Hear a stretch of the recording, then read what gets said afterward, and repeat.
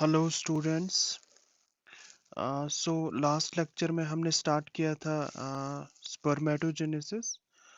और स्पर्मेटोजेनेसिस मैंने आपको बताया था कि फॉर कन्वीनियंस हम स्पर्मेटोजेनेसिस को दो स्टेज में डिवाइड करते हैं।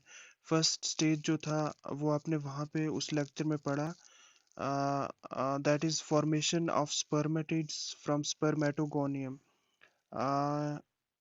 Formation of these spermatids from this spermatogonium, ये हमने यहाँ तक उस स्टेज में पढ़ा था। वहाँ मैंने आपको बताया था टाइप बी स्पर्मेटोगोनियम जो है वो डिवाइड होते हैं और वो फर्दर एंटर करते हैं इनटू ग्रोथ फेज। और ग्रोथ फेज में हमारे पास प्राइमरी स्पर्मेटोसाइट बनता है, दिस वन। और प्राइमरी स्पर्मेटोसाइट फिर एंटर करता है इनटू मैचुरेशन फेज। और मैचुरेशन फेज में मेयोसिस होती है। मेयोसिस वन में हमारे पास ये दो हैप्लॉइड सेकेंडरी स्पर्मेटोसाइट्स बनते हैं। और फिर मेयोसिस सेकंड में हमारे पास ये चार हैप्लॉइड स्पर्मेटिड्स बनते हैं। तो ये फर्स्ट स्टेज था। सेकंड स्टेज मैंने आपको बताया था, ये जो स्पर्मेटिड्स बनते हैं actually these are small round cells. और फिर वो in the process of spermiogenesis these spermatids get metamorphized into these structures। कुछ यहाँ पे आप मैं दिखाऊंगा। स्पर्मेटिड्स जो हैं वो कुछ ऐसे स्ट्रक्चर्स बनते हैं, ठीक है, वो राउंड स्ट्रक्चर्स होते हैं। और फिर ultimately in this process of spermiogenesis इनकी मेटामॉर्फोसिस होती है। और ये ट्रांसफॉर्म होते हैं कुछ इस स्ट्रक्चर में, जो कि एक्टिव स्ट्रक्चर है और मोटाइल स्ट्रक्चर है, जो कि स्पर्म को अल्टीमेटली बनना है।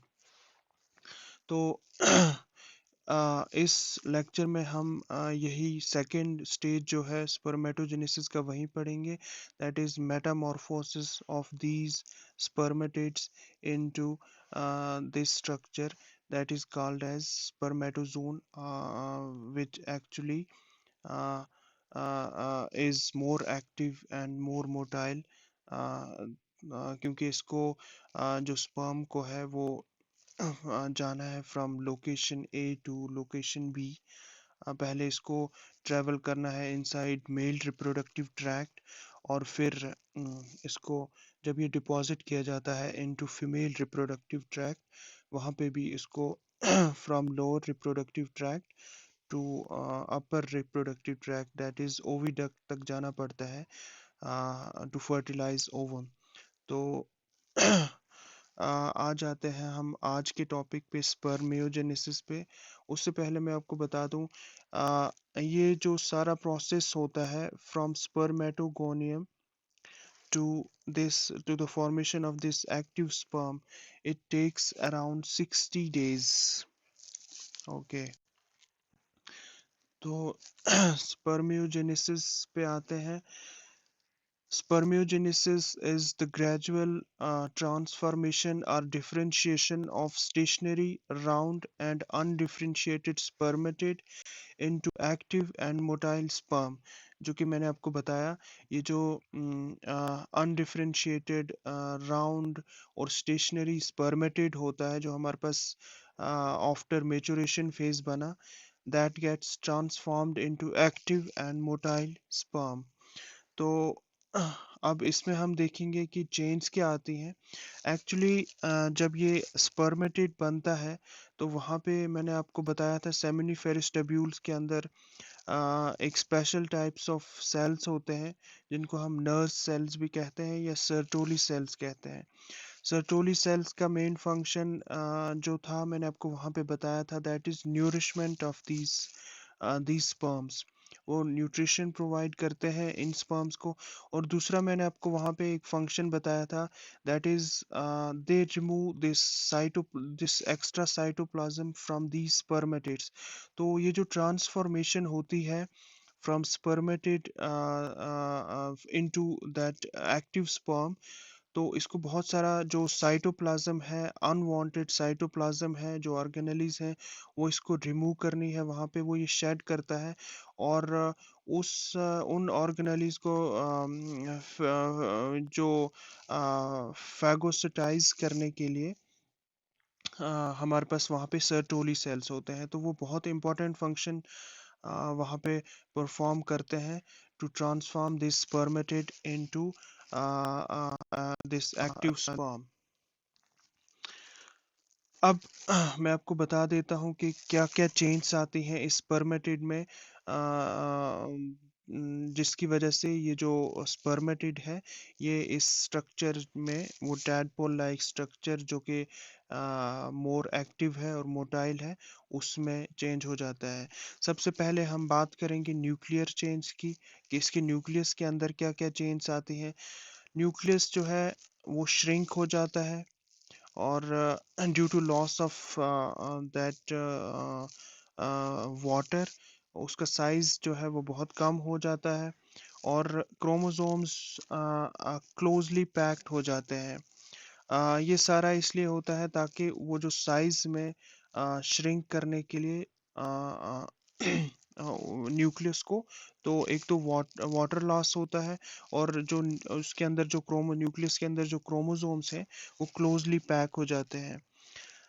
Even RNA and other accessory materials are removed। तो इवन के जो भी वहाँ पे जो इस सेल को नहीं चाहिए, जो कॉन्स्टिट्यूएंट्स या जो ऑर्गेनेलीज, वो सारी वहाँ पे रिमूव कर दी जाती हैं। और सिर्फ न्यूक्लियस के अंदर जो चीज़ रहती है, that is DNA along with some proteins. तो इन जो जेनेटिक मटेरियल है अल्टीमेटली जिसको नेक्स्ट जनरेशन में पास होना है, वही इसके न्यूक्लियस के अंदर रह जाता है। बाकी जो एक्स्ट्रा जो वाटर है, या फिर जो बाकी कॉन्स्टिट्यूएंट्स हैं, आरएनए, या जो भी दूसरी एसेसरीज हैं, वो सारी रिमूव कर दी जाती हैं from nucleus to to make the nucleus smaller in size. फिर जो दूसरी चेंज न्यूक्लियस में आती है, that is it change from usual spherical form and becomes slightly elongated and narrow. और जो यूजुअल स्फेरिकल फॉर्म में न्यूक्लियस होता है, in this metamorphosis, that nucleus changes from that spherical shape into slightly elongated and narrow shape। ये सारी चीज़ें जो थी, ये न्यूक्लियस के अंदर ये चेंज आती हैं। अ, अब दूसरी जो इम्पोर्टेंट चेंज इसके अंदर आती है, that is formation of acrosome. Formation of acrosome is from Golgi complex. इस स्पर्मेटिड का जो गोल्गी कम्प्लेक्स होता है, ये बहुत ही इम्पोर्टेंट स्ट्रक्चर बनाता है, दैट इज एक्रोसोम। एक्चुअली जो है, अभी जब हम स्पर्म का जो स्ट्रक्चर पढ़ेंगे, इसको हम तीन पार्ट्स में डिवाइड करते हैं, that is head, main body and tail. तो हेड की जो रीजन है, उसके अंदर न्यूक्लियस होता है, वेरी इंपॉर्टेंट।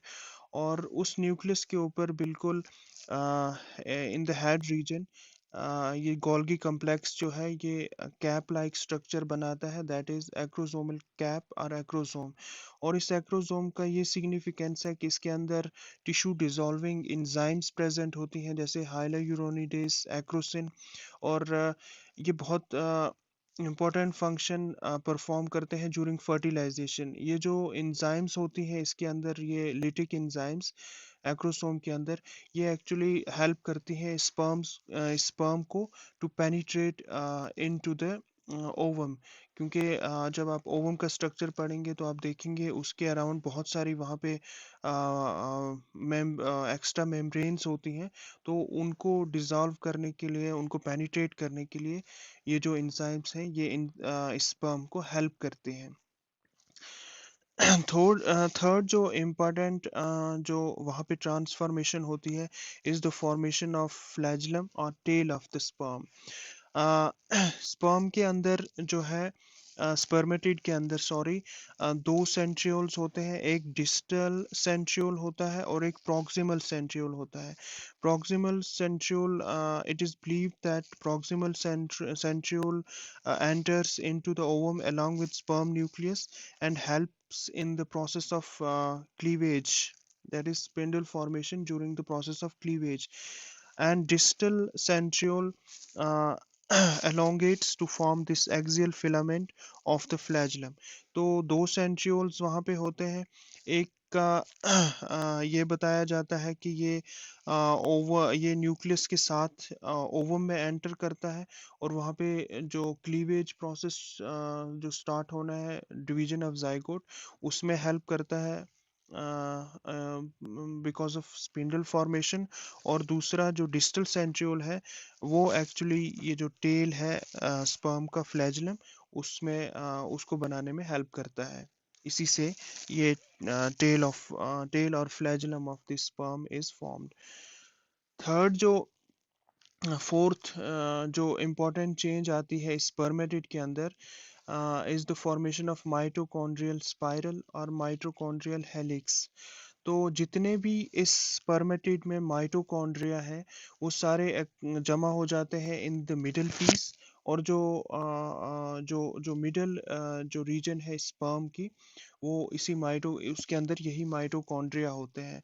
और माइटोकॉन्ड्रिया आपको पता है they help in the synthesis of ATP, और एटीपी बहुत ज़रूरी है फॉर द स्पर्म, क्योंकि ये एक मोटाइल स्ट्रक्चर, इसको मूवमेंट करनी है तो एटीपीज का बहुत इंपॉर्टेंट रोल हो जाता है यहाँ पे।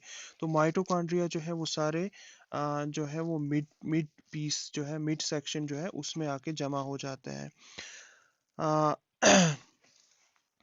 फिर जो बाकी जो चेंज होती हैं, जो साइटोप्लाज्म मैंने आपसे पहले ही कहा, सर्टोली सेल्स जो है वो ज़्यादातर जो शेड हो जाता है ये साइटोप्लाज्म इस स्पर्मेटिड के अंदर से, बिल्कुल कम साइटोप्लाज्म रहता है वहाँ पे स्पर्म के अंदर। तो उसको फैगोसिटाइज करते हैं सर्टोली सेल्स। और जो मेजॉरिटी जो साइटोप्लाज्म की है उस कंपोजिशन जो भी उसके अंदर है वो शेड कर दिए जाते हैं during the transformation of the spermatid into sperm. और ये सारी चीज़ें होने के बाद हमारे पास जो स्पर्मेटिड है, जो राउंड स्ट्रक्चर है अ, बिल्कुल ऐसा वाला, वो हमारे पास कुछ ऐसा स्ट्रक्चर बनाता है जो कि एक्टिव स्पर्म है। यहाँ पे मैं आपको थोड़ा सा स्पर्म के बारे में, इसकी रीजन्स के बारे में बता देता हूँ। देखिए this is head region, okay. और हेड के अंदर मैंने आपको बताया, हेड के अंदर बहुत इंपॉर्टेंट न्यूक्लियस होता है। और न्यूक्लियस के अंदर जो क्रोमोसोम्स और डीएनए जो बहुत इंपॉर्टेंट जो जीन जेनेटिक मटेरियल है। और इसके ऊपर बिल्कुल यहाँ पे ये जो कैप लाइक स्ट्रक्चर आप देख रहे हैं, ये it's formed of Golgi complex. और ये मैंने आपको बताया ये एक्रोसोम होता है, और इसके अंदर टिश्यू डिसॉल्विंग एंजाइम्स होती हैं जो स्पर्म को हेल्प करती हैं to penetrate this female gamete. और फिर उसके बाद यहाँ पे आप ये बिल्कुल न्यूक्लियस के पीछे देखिए, ये दो सेंट्रियोल्स हैं। यहाँ मैंने आपको बताया था कि एक प्रॉक्सिमल सेंट्रियोल है और एक डिस्टल है। प्रॉक्सिमल सेंट्रियोल जो है वो इस न्यूक्लियस के साथ एंटर करता है इनटू ओवम। और ये जो डिस्टल सेंट्रियोल है इट एक्चुअली फॉर्म्स दिस फ्लैजुलम और टेल ऑफ द स्पर्म। फिर ये जो बॉडी है, ये वाली रीजन, ओके, या इसको मिडल पीस भी बोलते हैं। तो ये सारे जो माइटोकॉन्ड्रिया हैं ये सारे इसी मिड पीस या में ये जो बॉडी है इसके अंदर आके एक्यूमुलेट हो जाते हैं। और जो भी एनर्जी जो जनरेशन है वहाँ पे वो सारे माइटोकॉन्ड्रिया ही करते हैं through the production of ATP. और फिर ये जो लास्ट रीजन है, this is tail of the sperm. तो ये था हमारा सेकंड स्टेज ऑफ स्पर्मेटोजेनेसिस, जिसमें आपने देखा कि वहाँ पे ये जो हमारे पास राउंड स्ट्रक्चर्स बने थे स्पर्मेटेड्स, वो चेंज होते हैं into this active and motile form, that is sperm. Thank you.